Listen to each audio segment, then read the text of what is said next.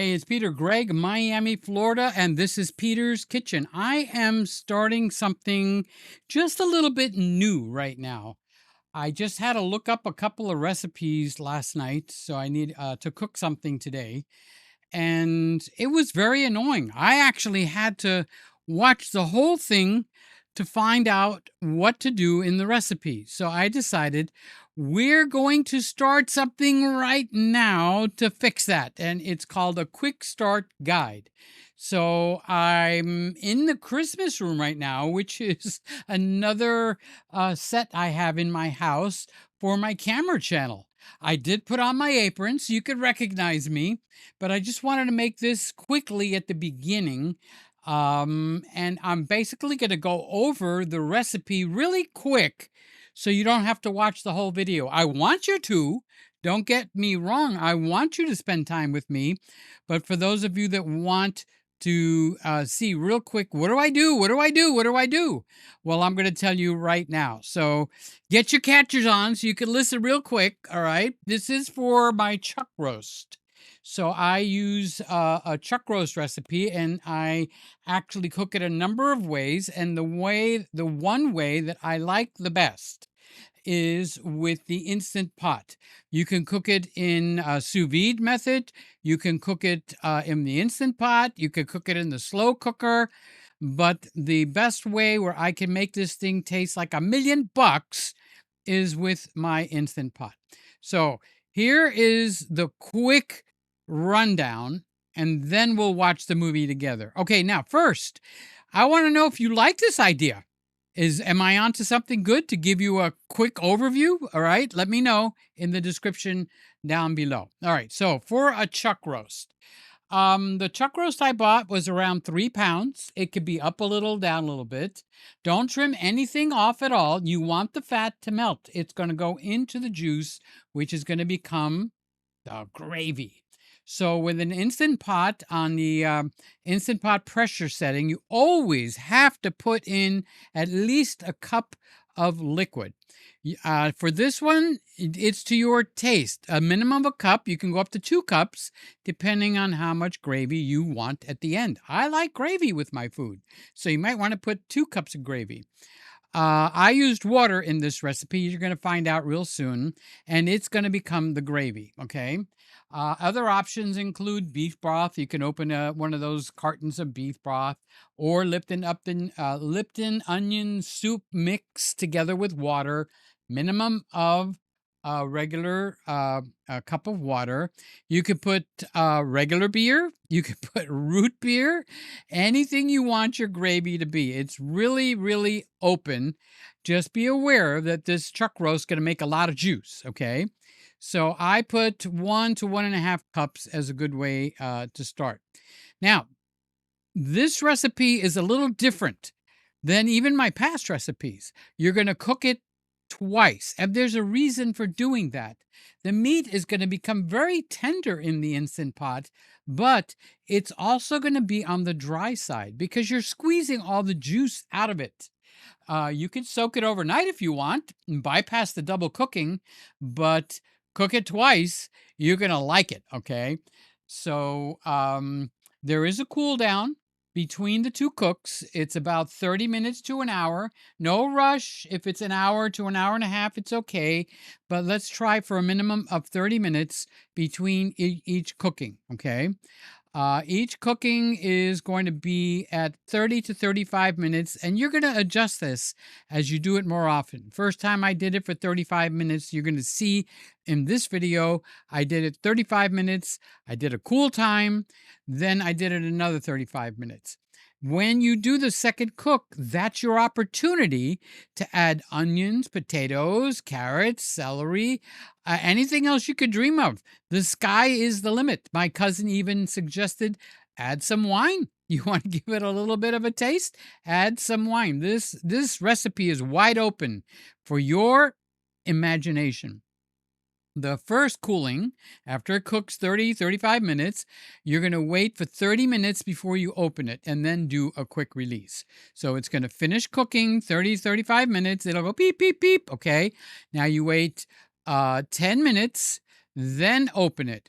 Then let it cool down a minimum of 30 minutes. But if you want to go take a nap, you could go and do whatever you want. After that, that's when you would dump in additional stuff if you choose, or just close the top, put it in for your second round, and let it cook for the second time. So by doing it 2 times, you're letting the meat absorb its juices back in, okay?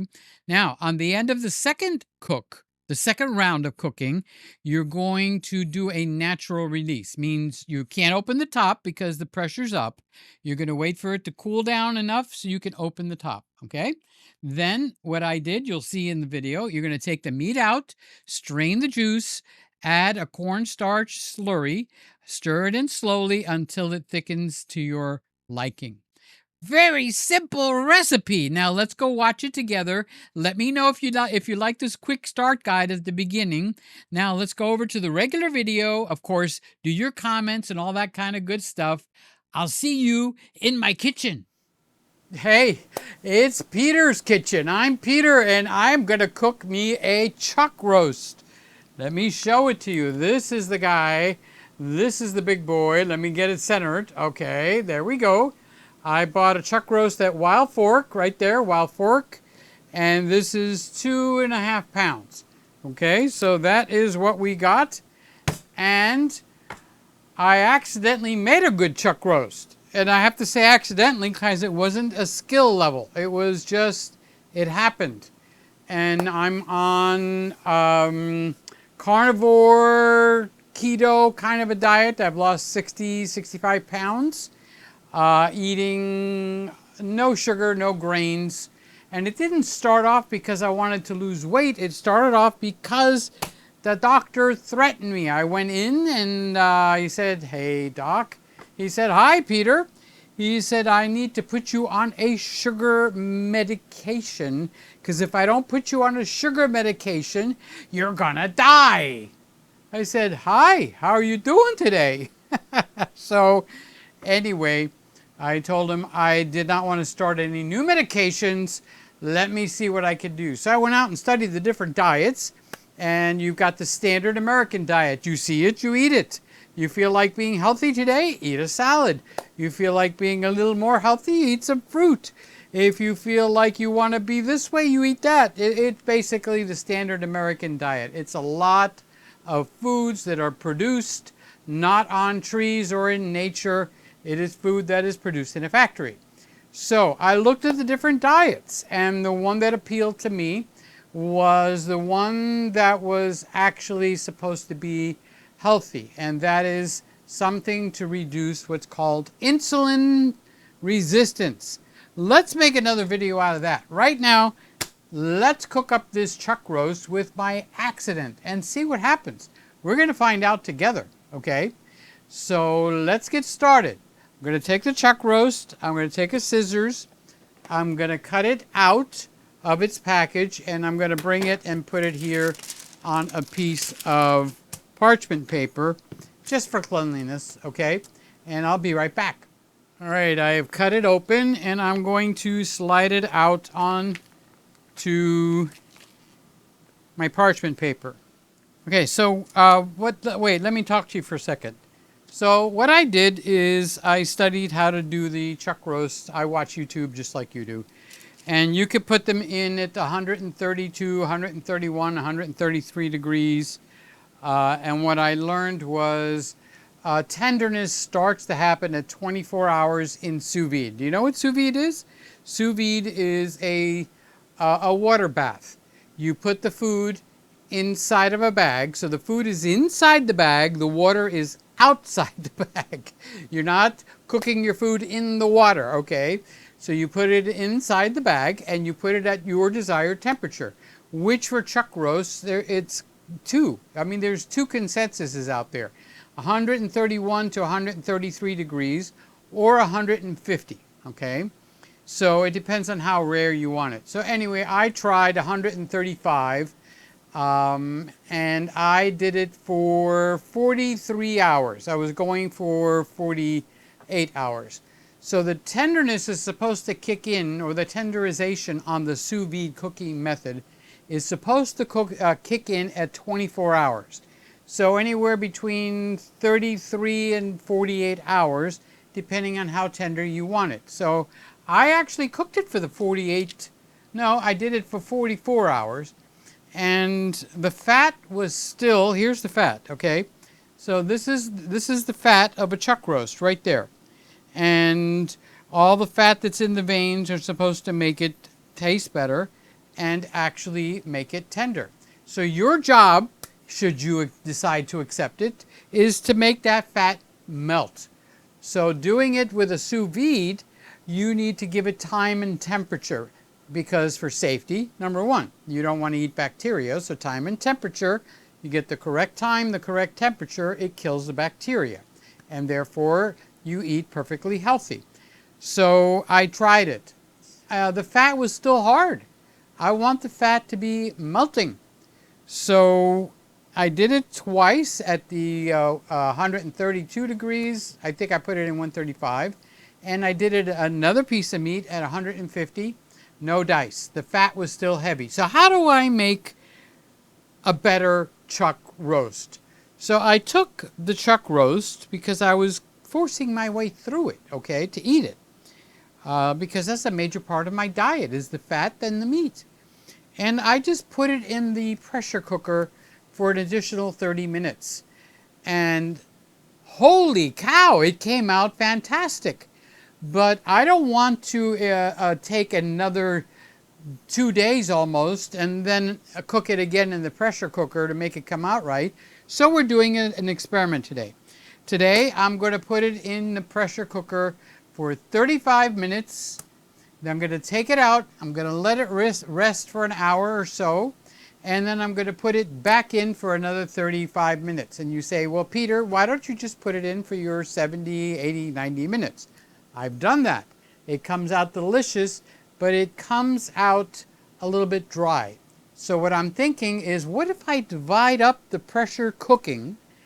That'll give me the speedier time, rather than the days on end that it goes in for the water bath, and I could get it done in the same day. So let's do that. So what I'm going to do is I'm going to SPG it. I'm going to do salt, pepper, and garlic salt. So the problem with a chuck roast, there's not a whole lot of flavor. So you, meaning me, I've got to get flavor in there. So let's salt this thing up, okay? So I'm going to salt it up on this side first. I'm going to put in plenty of salt. After I put the salt, I'm going to put pepper. Now, I don't particularly like pepper, but I've tried it without the pepper. And the pepper gives it the little extra kick that it needs. So I'm going to do it all the way across just one time. That's it. Because I feel like I'm about to sneeze. All right. Now I'm going to take the garlic powder. This is not garlic salt. This is garlic powder. And this is McCormick's. Or this is Lowry's. Okay. I use both. And then I'm going to liberally go from end to end. Okay. Then I'm going to pat it. It's dry enough where I could pat it. I'm not getting any of the meat stuff on me. Okay. Now I'm going to flip it over and do the same thing all over again. Going to get a fork out. I'm trying not to contaminate my fingers. Going to lift it up. Turn it over. Going to garlic from one side all the way across. I'm doing it heavy because this flavor has to get down into the meat. So I'm giving it a heavy coating of garlic, a lighter coating of pepper. This time I put the garlic first. Now, because the garlic is like a white cream powder, beige, I can see the pepper going down. And we basically have a nice coating. Pat it down. I feel like I'm doing something by patting it down. Okay, so now I'm going to get the pot or the kettle or whatever you want to call it. I'm using an Instant Pot. That's what it looks like. It's sitting in the Instant Pot, ready for the next step. All right, so the next step is I'm going to put a cup of water. Oh, I did put it on the trivet. It's not sitting on the bottom. I'm going to put a cup of water because the Instant Pot requires a cup of water. But this guy's going to make its own juice. It's going to seep out. All right, so I'm going to put the water in there and I'll be right back. I'm pouring the water in. I'm missing the entire meat so that I don't wash off all my seasonings. All right, so I put a cup of water in. I didn't pour it on top. I actually poured it on the side so I wouldn't wash off all my seasonings.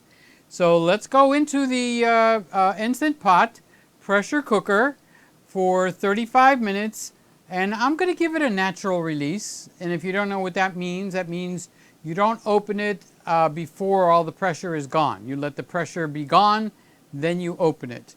And then I'm going to take it out, I'm going to bring it here, I'm going to say hello to you, I'm going to show you what it looks like, and I'm going to give it like an hour's rest, and then I'm going to put it in for another 30 to 35 minutes. So I'll be back in 35 minutes. All right, we just did round one. Ding, ding, ding, ding, ding, ding. Bang, bang, bang. Okay, supposed to be 35 minutes, but I did it wrong. I did it for 33. So I'm off by 2 minutes. So let me show you inside this pot before we go on to round two. All right, so this is what it looks like.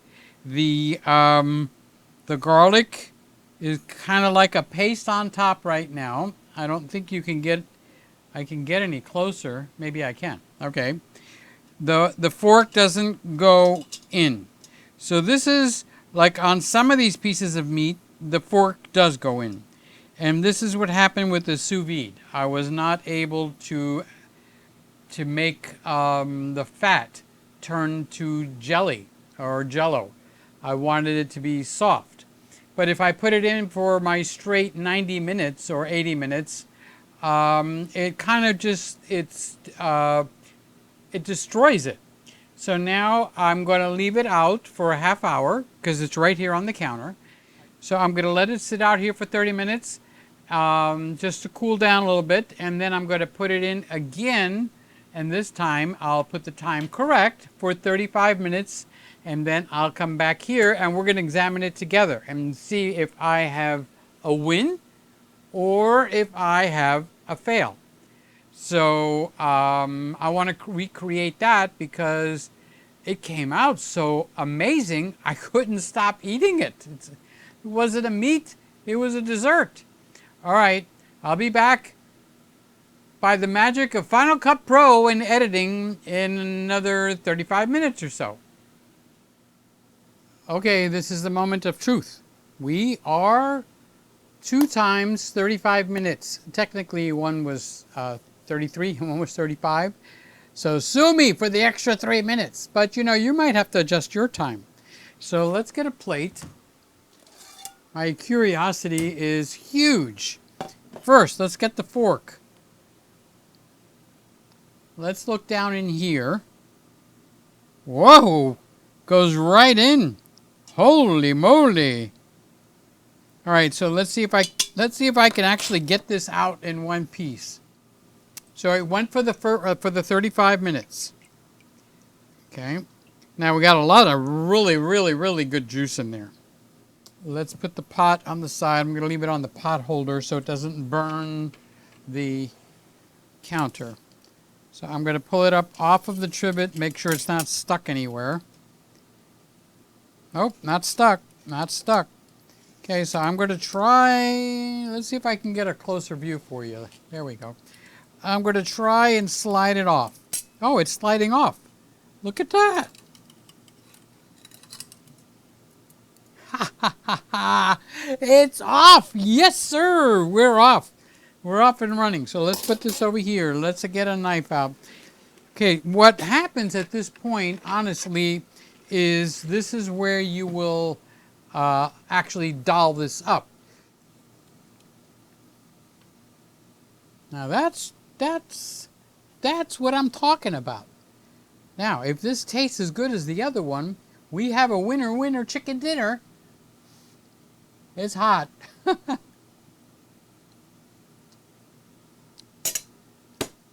That's it. That is it. That's what we're looking for. Okay. So if I get a pan, hold on. If I get a cast iron pan and I sizzle it on both sides, we'll have our finished product. Why don't we do that? All right, let's try that.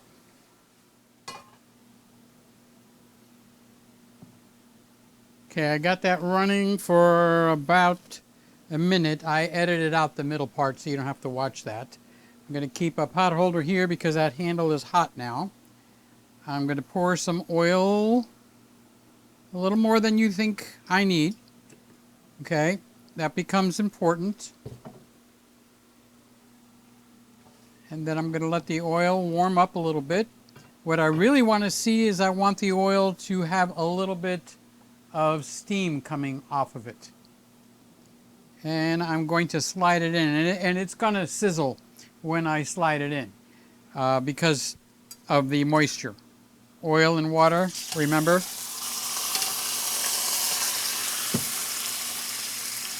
There we go. We're on our way. Now I'm going to put the timer on for 1 minute.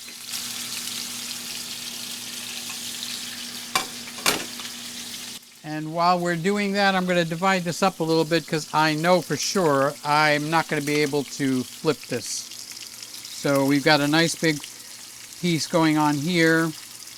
Okay, so that's kind of like half and half right now.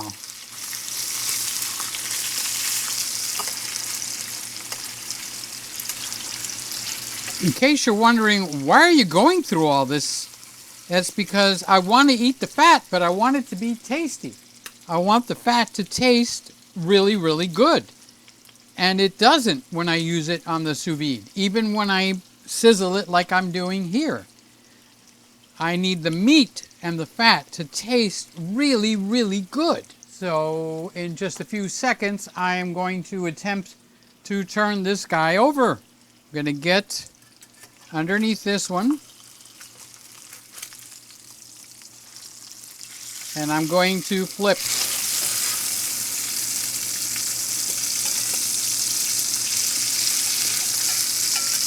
Okay, I would say that's partially successful. Okay, it's gotten flipped. Now we're going to time it for another minute on high. All right, so we just had the other minute to brown it up. You know, browning it up is not a science. You can brown it up as you please. So I'm going to shut the fire off.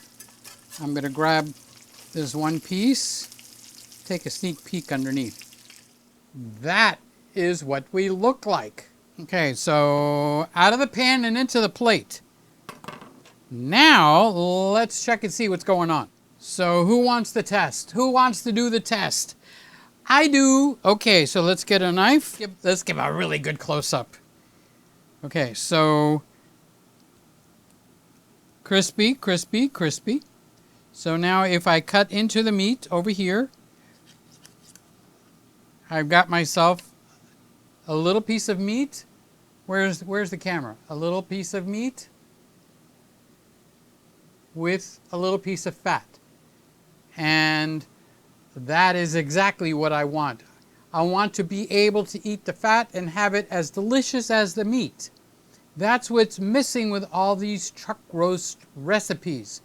Either they've killed it completely, or the fat is still hard and not edible. I want the fat. When you're on a low-carb diet, the fat is, I'm letting it cool off, all right?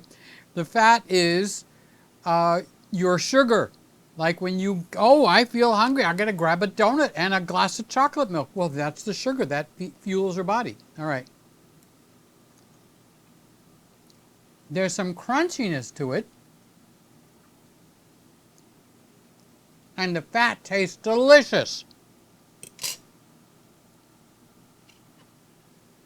This is for my keto diet. Oh my God, it is so good. I need to patent this. What did you say? The camera's still running?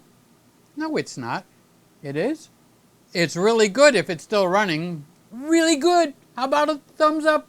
You have just watched another Peter Gregg video. Something warm, human, and wonderful happens when you watch Peter Gregg. Thank you for watching.